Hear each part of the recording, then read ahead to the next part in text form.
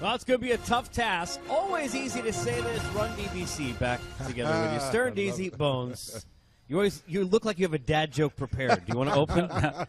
No, nothing Do you prepared. have an index card there? With I'll find one throughout the We broadcast. might need it to kind of lighten things here in the city after what took place in game number 3. And the story, again, was the same 3D that it was last year in game 3, and that's the arrival of the Kevin Durant that everybody wants, which is the one that dominates. They weren't happy enough with the 20 and the 26, so they got 43. Yeah, I think after game 1, I think he was 8 of 22 from the field, and they said Durant was in a slump, not shooting the ball well, and I was like, what are they talking about?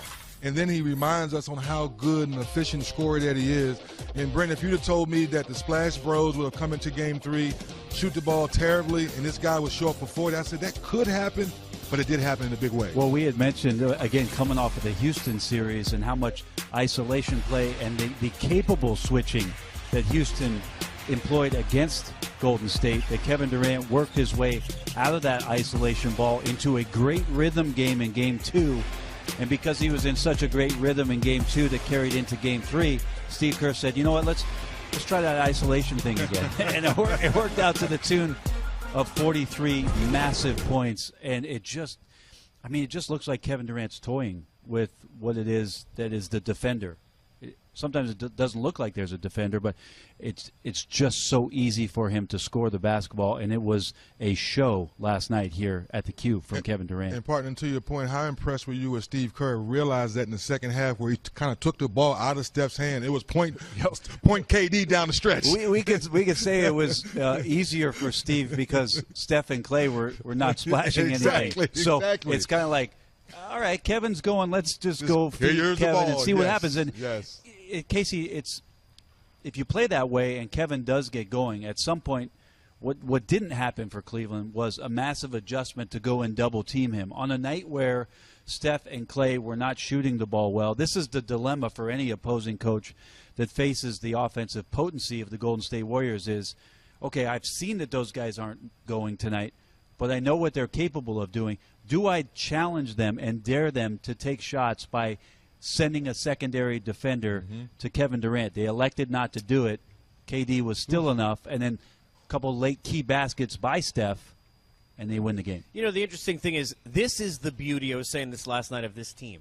What makes them an all-time great. They can have, and I know Draymond as well, but 3 Hall of Fame scorers, and one could be great, and the other 2 don't need to play. They can win Game 4 tomorrow, DZ, where Clay maybe has one of his nights, puts up 37. The others are mediocre. So that's a quarter. That's not a night. But to your point, Bones, they're unselfish and understand that it doesn't matter who's doing it on that given night. You hit it right on the head. Each guy understands. Jordan Bell. How many times you tap me? He's like, how come Iguodala didn't shoot the basketball? 2 dribbles, draw the defense in, easy layup, or a wide open 3.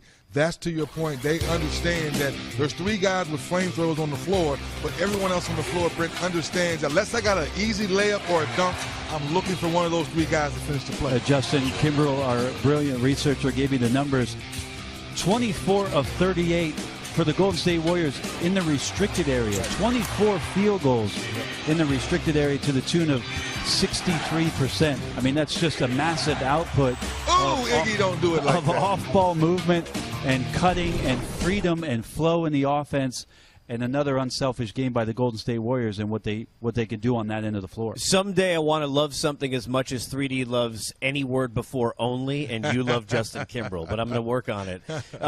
Did you love the defense against what you saw from Kevin Durant with the switching? You know, look, LeBron obviously has done a lot. He's been fantastic in the postseason, but I think 3D, we're sitting up there, a bunch of us watching the game, and you're thinking, okay, in the fourth quarter, do you want to see him take on more of a challenge and not allow such easy switches with KD in terms of defensively yesterday? Well, I think the biggest thing is the easy switches, Brent, we know is you have to switch with the purpose. And a lot of times, to your point, Casey, LeBron could stay with KD right there, fight over the screen. We know he's strong enough. And like you said earlier, Bones, now KD's in the groove. When he gets that little turnaround jump shot, there's no way you can block that shot. Now, one of the things that possibly the coaching staff for the Cavaliers might be discussing is when they have these switches, are they going to have a designated hitman? And that's like almost a baseball term, Casey.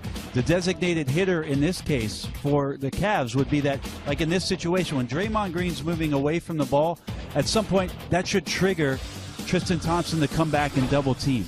And it might be one of these situations where you try this strategy by saying, look, whoever Draymond Green is guarding, if we get this switch and Kevin Durant has the ball, after a count, you're coming from that end of the floor. You're communicating to the guy guarding Durant, hit right or hit left, so you know the double team is coming. And you're not leaving Clay and Steph, but you are leaving Draymond Green open to shoot maybe 16 to 18 shots in the game, not necessarily threes, and challenge him to make more plays on the offensive end. But last night, no stopping Kevin Durant. It really was a thrill to watch that performance here. No offense to the Cavs fans, but a few of them even leaving the building. So they're really good. They're really good. They're really good, but they had an appreciation for how great a scorer, an all-time great scorer Kevin Durant is. And got to leave the building officially after he hit that one from about 28 feet. One of the big late buckets came from Andre Iguodala. There were questions during the game. Is it health? Is it age? He didn't look like he wanted to get up at all. He was giving the ball up, but he showed he can get up. That dunk was one of that huge plays down the stretch in that fourth quarter. We were all laughing. There was a couple plays where he wasn't rotating as fast. The feet weren't moving. We were wondering why he was giving up certain plays. And then he gets the ball and he gives up the assist.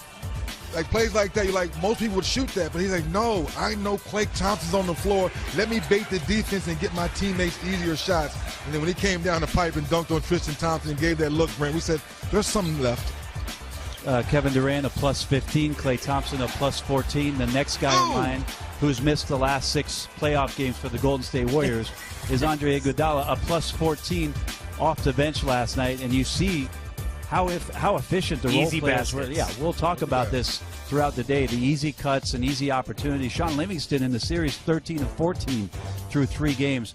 The one thing, 3D, that I think you and I appreciate about Andre Iguodala and the way that Steve Kerr talks about him often is there is a coyness to Andre Iguodala.